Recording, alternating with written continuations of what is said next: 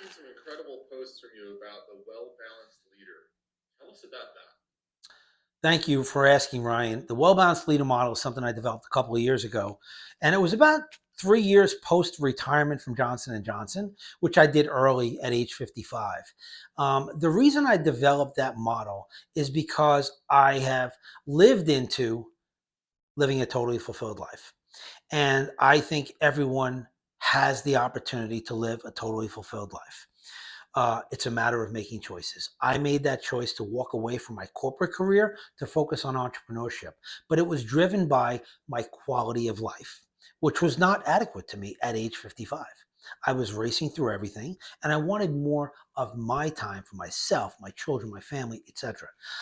When I look back in corporate America, what I realized is that so many executives are so driven, and rightfully so. It's very demanding environments they're in by organizations to deliver results.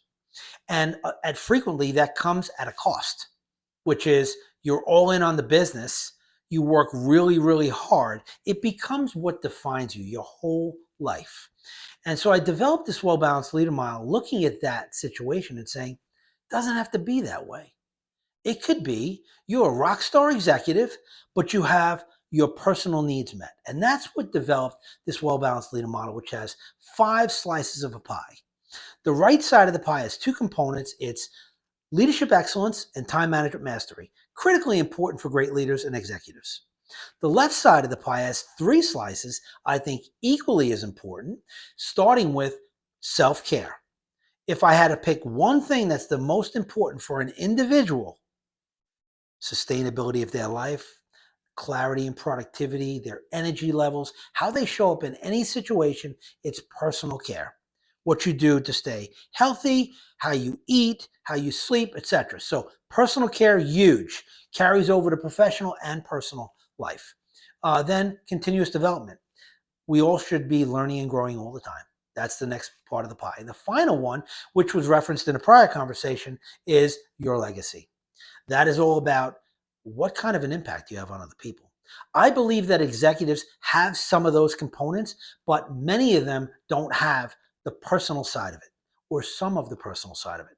They choose to sacrifice that. Here's the danger. Fast forward to when their legacy is that they've crushed it on the business side. They're going to turn around, God forbid, and not have the relationships, any hobbies, any personal desires, and that would be a terrible shame. So for me, well balanced leadership is about living a totally fulfilled life by making choices that make a difference in your life.